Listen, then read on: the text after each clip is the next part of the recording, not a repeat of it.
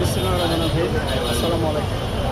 আমি মুস্তাফিজুল করিম মজুমদার মুস্তাফিজ। আমি জাতীয়তাবাদী শ্রমিক দলের সিনিয়র জয়েন্ট সেক্রেটারি। পয়লা মে উপলক্ষে আন্তর্জাতিক শ্রমিক দিবস উপলক্ষে শ্রমিকদের জন্য আপনাদের কি চাওয়া পাওয়া আছে? আমাদের মাননীয় প্রধানমন্ত্রী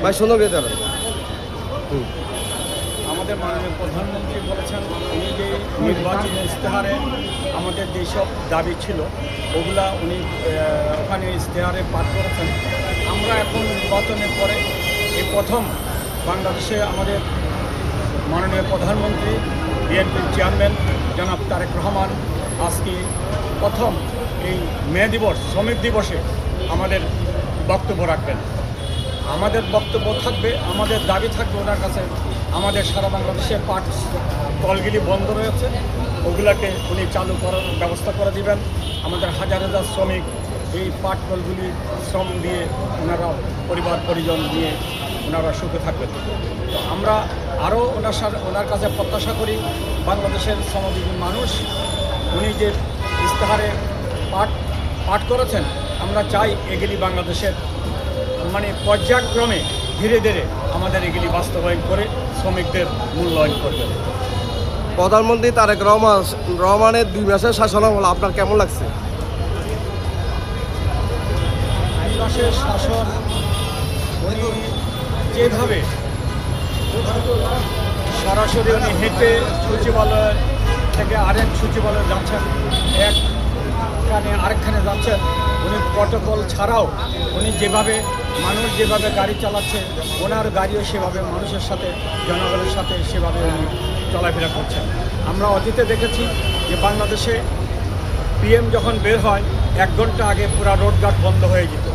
এখন আলহামদুলিল্লাহ আমাদের চেয়ারম্যান বাংলাদেশের প্রধানমন্ত্রী উনি কিন্তু ওগুলি রোডঘাট বন্ধ না করে মানুষের সাথে জনগণের সাথে উনি চলাফেরা করে একত্রিত হয়ে আসা যাওয়া করছেন। আমরা আগামীতে ওনার উজ্জ্বল ভবিষ্যৎ এবং দীর্ঘায়ু কামনা করি, যেন জনগণের সাথে জনগণের কাজ, দেশের কাজ, উন্নয়নের কাজ এবং আমাদের দেশের 19 কোটি মানুষের নিরাপত্তা দিতে পারেন। জনগণের পাশে থেকে আমরা যেন রাস্তাঘাটে আমাদের মা বোনেরা চলতে পারে নির্দ্বিধায়, কোনো ভয় ভীতি পাবে না, সেদিকে উনি লক্ষ্য রাখছেন।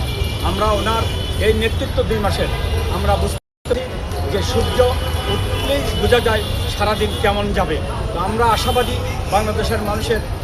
বাংলাদেশের মানুষ আশা করছেন ইনশাআল্লাহ আমাদের তারেক রহমান বাংলাদেশের প্রধানমন্ত্রী যেভাবে এগিয়ে যাচ্ছেন, ইনশাআল্লাহ আমরা আশাবাদী আমাদের জনগণ বাংলাদেশের 20 কোটি মানুষ ওনার প্রতি এখন থেকেই আমরা ওনার পাশে থাকবে।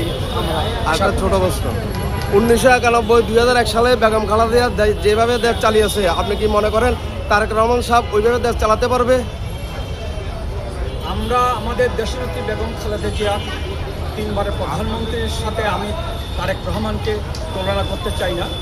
আমাদের দেশনেত্রী বেগম খালেদা জিয়া বাংলাদেশের আপসের নেত্রী ছিলেন। দল মত নির্বিশেষে হিন্দু, বৌদ্ধ, খ্রিস্টান, বৌদ্ধ যারাই বাংলাদেশে আছে, ওনার মৃত্যুর পরে আপনারা দেখেছেন যে তার জানাজায় প্রত্যেকটা মানুষ তার চোখের পানি ফেলছে। বেগম খালেদা জিয়া আপসের নেত্রী, আমাদের দুর্নীতির ঊর্ধ্বে থেকে বাংলাদেশে যেভাবে দেশ পরিচালনা করেছেন, আপনারা বুঝতে পারেন যে এই নেত্রী যে বাংলাদেশের প্রত্যেকটা মানুষ মন কেড়ে নিয়েছে। আপনারা লক্ষ্য করেন যে বেগম খালেদা জিয়া একটা মিথ্যা বানোয়াট একটা ভুয়া মামলা দিয়ে ওনাকে 3 বারের প্রধানমন্ত্রীকে কষ্ট দিয়েছে শেখ হাসিনা, চিকিৎসা করতে পর্যন্ত দেয়নি। আমরা আল্লাহর কাছে বিচার দিয়েছি, সেই আল্লাহ আমাদের বিচার, আমাদের ফরিয়াদ শুনেছেন। যেই নেত্রী দাপটের সাথে বলছে আমার বাংলাদেশ, আমার বাবার দেশ, আমার দেশ, এখানে কারো মাথা গলানো চলবে না। আমরা আমাদের নেত্রীকে চিকিৎসা করতে দেয়নি। আজকে বাংলাদেশের ওই নেত্রী পালিয়ে গিয়া যান বাঁচেছে, আর আমাদের নেত্রীকে চিকিৎসার জন্য বিদেশিরা প্লেন পাঠা দিচ্ছে।